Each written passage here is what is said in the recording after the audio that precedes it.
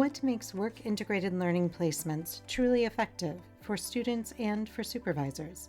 That's the focus of this week's 60-second SoTL from Elon University's Center for Engaged Learning. I'm Jessie Moore.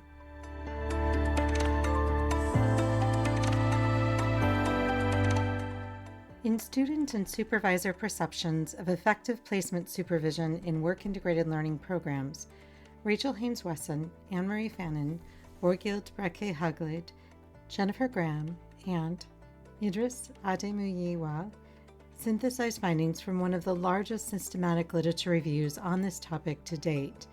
Their article appears in a special section on work-integrated learning in Teaching and Learning Inquiry, an open access journal. Over a 2-year period, the authors conducted a systematic literature review of published research on students' and supervisors' perceptions of placement experiences.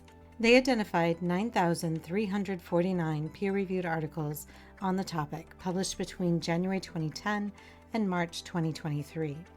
Using systematic literature review protocols, they narrowed this dataset to 180 studies conducted in 49 countries, with 150 published in English and 30 in Norwegian.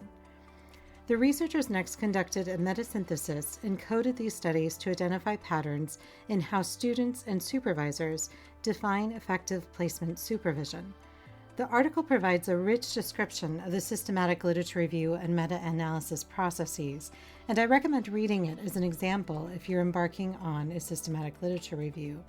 The researchers' findings reveal both shared priorities and a meaningful disconnect. Across the literature, 4 key elements of effective supervision emerged.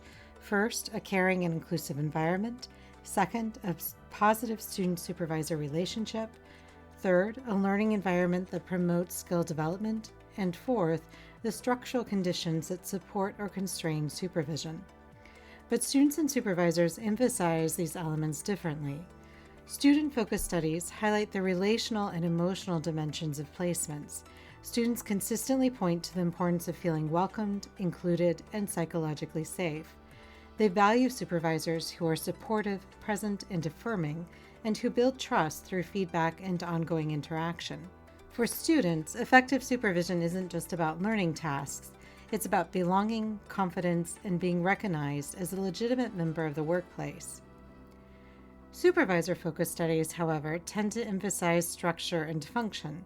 Supervisors prioritize setting clear expectations, helping students connect theory to practice, and managing the logistics of placements. They also highlight persistent barriers like insufficient training and a lack of institutional recognition or support for supervisory work. In other words, while students experience supervision primarily through relationships, supervisors often approach it through responsibilities and constraints. This divergence matters. Without alignment, even well-designed placements may fall short of their potential. To address this gap, the authors propose a 3-step model for effective placement supervision. First, institutions and organizations must provide adequate resources, training, and recognition for supervisors. Second, supervisors should intentionally cultivate a caring, psychologically safe environment grounded in trust and inclusion. And third, with those foundations in place, supervisors can more effectively support learning, helping students connect theory to practice and develop professional skills. Ultimately, this study suggests that effective work-integrated learning depends on aligning structural support with relational care to create meaningful, high-impact learning experiences.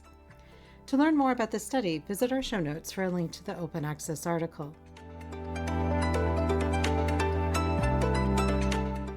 Join us for our next episode of 60-Second SoTL from Elon University's Center for Engaged Learning for another snapshot of recent scholarship of teaching and learning. Learn more about the center at www.centerforengagedlearning.org.